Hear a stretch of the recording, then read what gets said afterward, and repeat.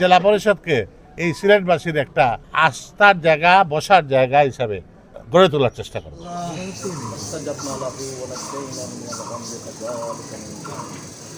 ربنا آتنا في الدنيا حسنة وفي الآخرة يا الله الله رب العالمين আল্লাহ আমরা সকলে আমাদের জীবনে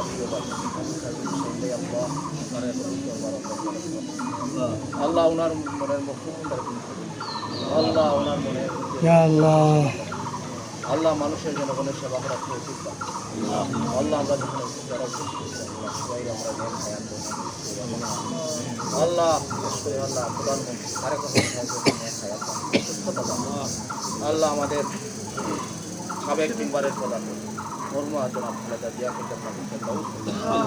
আল্লাহ শহীদ প্রেসিডেন্ট জিয়াউর রহমানকে তুমি জান্নাতুল ফেরদাউস আল্লাহ তুমি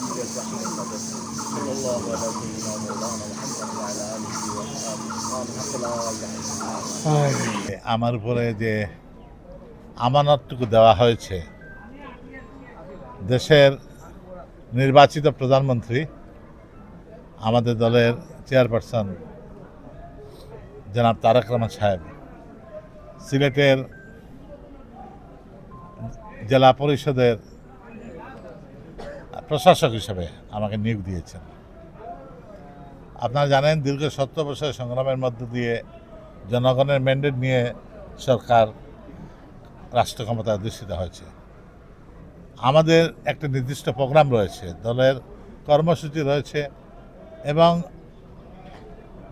আমাদের সরকার ক্ষমতায় আসার পরেই এই 15-20 দিনের মধ্যেই যে সারা দেশে যে পরিবর্তনের হাওয়া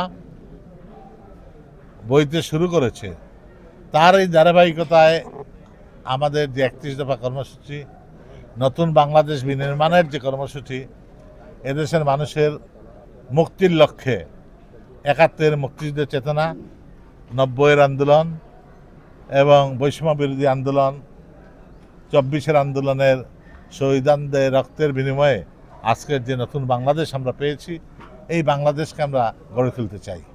এইটা আমাদের পলিটিক্যাল কমিটমেন্ট। আমাদের নেতা জনগণের কাছে ওয়াদাবদ্ধ, মানুষের মুক্তির লক্ষ্যে আমাদের সমস্ত কার্যক্রম হবে। আমি জেলা পরিষদের দায়িত্ব পাওয়ারেই আমি প্রথমেই যে কথাটি বলতে চাই, সরকারের যে উন্নয়ন কর্মসূচি রয়েছে তারই ধারাবাহিকতায় এই জেলা পরিষদ হবে এই সরকারের সমস্ত কার্যক্রমকে জনগণের দুয়ারে নিয়ে যাওয়ার জন্য আমাদের সমস্ত কার্যক্রম।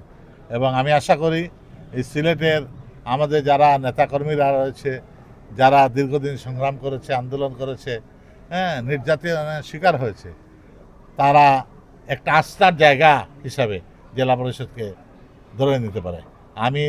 আমি কর্মীদের একজন কর্মীবান্ধব একজন লোক হিসাবে আমি মনে করি যে যারাই আছে সবাই এবং সকলের সহযোগিতায় জেলা পরিষদকে মাধ্যমে আমরা সিলেটের মানুষের কল্যাণে সমস্ত কার্যক্রম পরিচালনা করব।